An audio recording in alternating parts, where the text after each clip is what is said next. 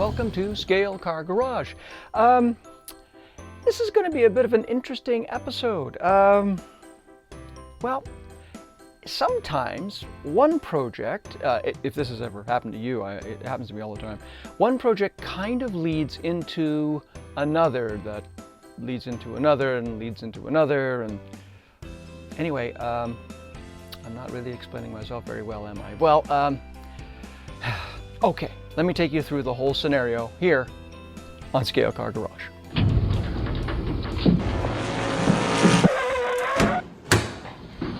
So, allow me to clarify.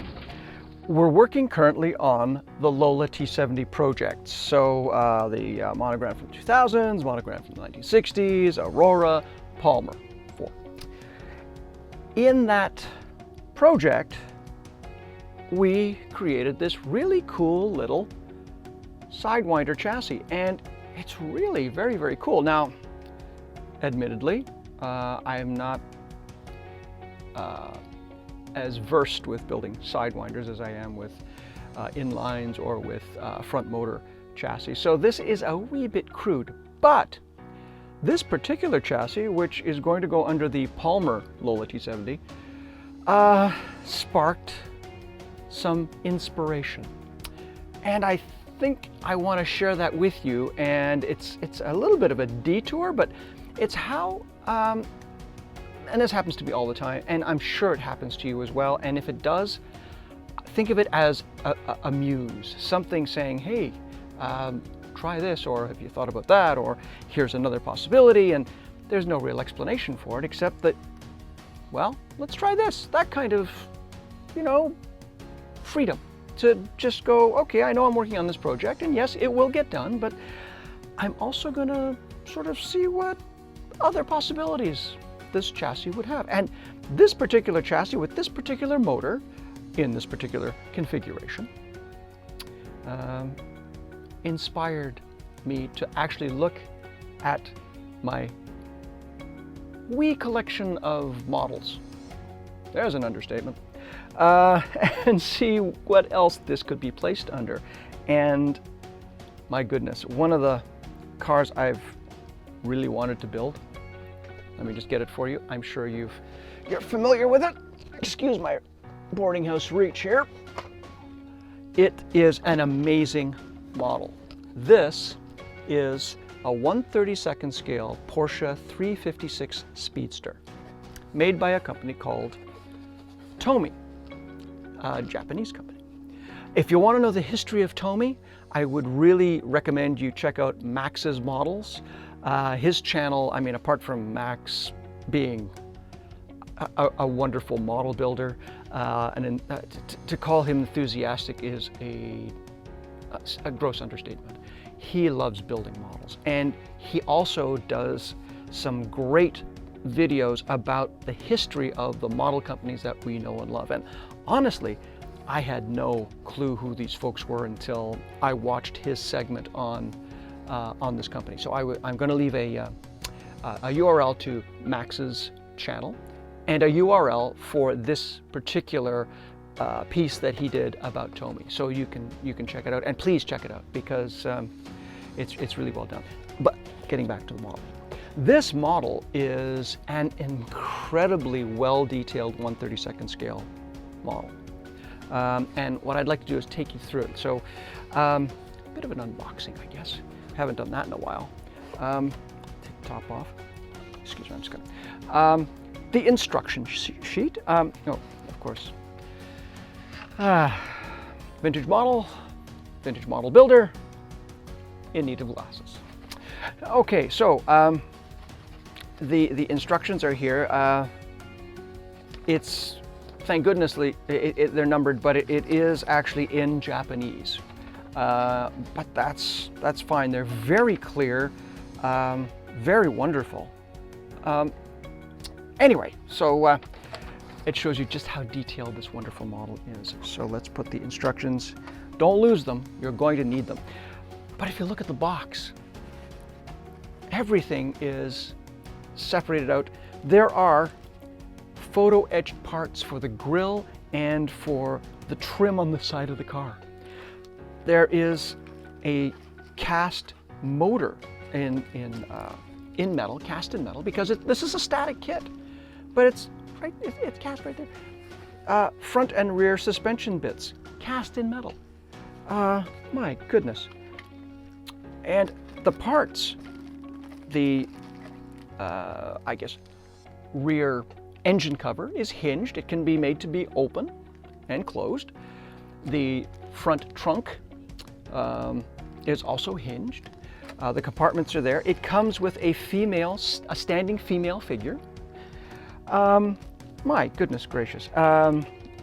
It's just a lovely, lovely model. And it is perfect 1/32 scale. Let me just say that again. A perfect 1/32 scale Porsche 356A Speedster. And just the pièce de résistance is the body. The body is absolutely lovely. It is, of course, packaged here. And anyway, let's just open this up. Pardon me. I'm just going to be very careful. There's a staple there, so I'm just very careful here. Open it up. Okay. The body here. Okay. There it is. Isn't that lovely? Look at that. Lovely. Just wonderful.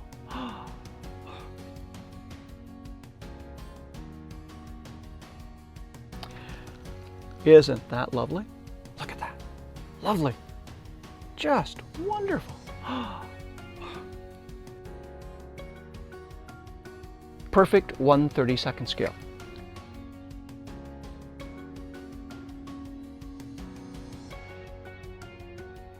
So, will this Lola T70 chassis that we made for the Palmer Lola T70 kind of fit? And you look at it and you go, okay, well, yeah, the wheelbase is a little off, but you know what? That'll make a really cool, can you imagine? Can you imagine this? I know. But I have to say, if we're going to build this, we're going to build it. And the way we're going to build this is we are going to make a true scale model race car. So, that being said, I really want to keep the working parts working and put as much detail in the car as possible. I think I want to make it a race car, of course, because again, people like, well, James Dean. This was James Dean's first racing car. He actually raced this car first. He bought one and painted some numbers on the side. It was white, and he actually, I think he won a race or two with it too. So, you know, there are a lot of possibilities. We could either do a real livery, or we could create our own. The first step, however, is to, well, build a chassis. So what we can do is we're going to put the chassis of the model together so we can get the proper wheelbase, and then we'll decide on, well, I guess we already decided on a chassis configuration. It'll be a Sidewinder. And I think this 030 motor is perfect to use for this car because it's very much in keeping with the spirit of a Porsche 356 Speedster. And let's see if we can improve on our, this is really the second sort of rattle chassis I've made. Let's see if we can improve on this. All right, so let's go to the chassis building workbench with our body and parts and see what we can do. Okay, so here we are at our workbench that we use for soldering and for building chassis and a few other things. I've gone ahead and cut the parts that I think I need to the size I think I need. I just did some quick measurements of the Porsche body because we can always trim them down later, and I didn't want you to see the actual cutting. So I've got two side pans, the front axle, which is made of two square tubings with interior dimension of 3/32, the rear axle and holder, which is the same dimension square tubing as the front. And then the pan and our 030 motor, and then piano wire that's going to hold the pans or connect the pans, the outrigger pans, to the main pan. So let's put it in the jig. Oh, sorry, I also forgot. This is the tube for the guide holder. I think it's 5/32. That won't be put on until a wee bit later. But okay, so let's put these components in the jig and see how they're going to look. Let's do that right now. Okay, so now that we've got this all set up, the jig is set up so that the actual main pan goes in this jig like so. So it's nice and square, square to the back, square to the front. The motor, the 030 motor, which is going to be soldered to the pan. We're going to now this is just for demonstration purposes. I'm going to show you how everything goes. These two pieces will be soldered together first. Then this assembled soldered piece will be placed on the back, and the motor drive, or the drive end of the axle carrier, is going to be on the same plane as the can of the motor, and then the dimensions work. And this will all be put together. Once that soldering is done, we're going to build, put side pans on, and I have, there we go, put that in here, and again, just for demonstration purposes. And these side pans actually are going to be holding the front axle. So you put the side pans on for size, just to see where they size up, and then these of course will be soldered together as a unit, and then put into place, oops, such. Oh, of course, that's why you solder them ahead of time.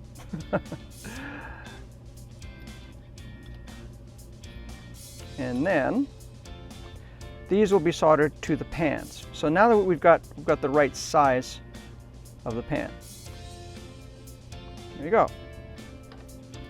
All right, so I took a bag of parts that we're going to need to determine the wheelbase before we cut our piano wire as cross holders for the pans and the main part of the chassis.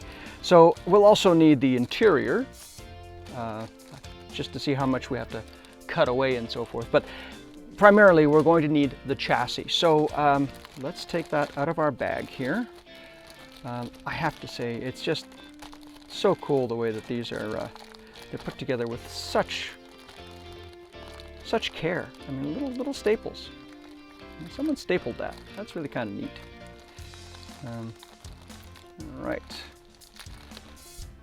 Out, and this out, and we're going to, oh my goodness. So there's the chassis.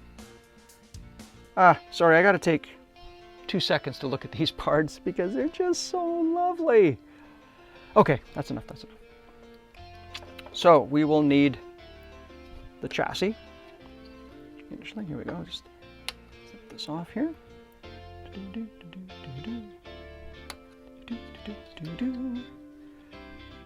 So, all right, and we will need, I've already taken these out, the cast metal parts. So here is the rear transaxle, and this actually, what is so cool, it just actually clips in here like so. Screw it in there, and there you can hear that snap. Isn't that cool? And then the front suspension, and it goes like so. And there's a bit actually which I took off. If I could find it. Where did I put it? Of course, I'm ahead of myself. this little holder snaps in to hold the front. There we go. Ah, my apologies. There we go. So now we can determine the actual wheelbase. And you can see that I'm actually pretty close. Look at that. Okay. Let us continue. So, as you can see, we have taken the chassis and progressed it quite a bit, actually. I just want to show you how it has been, well, we've got the attachment points here for the body soldered to the pans. We have everything set up, including the guide. And I'm just going to do a quick check here to make sure that, well, look at that. There you go. You can see that the wheelbase is correct. And this is the original pan. Now, one thing what we've had to do, you're also going to have to alter the interior for the car. So you can see how the interior, well, there's quite a bit that we're going to have to cut away. So we're going to have to do that. And then we'll see how the body fits on. So let's do that. Let's do that right now. So the first step, again, you take the interior piece and trim out quite a bit of it, of the back here, as you can see. Now, you don't have to worry too much about that because it's going to be covered up by the cover for the convertible top.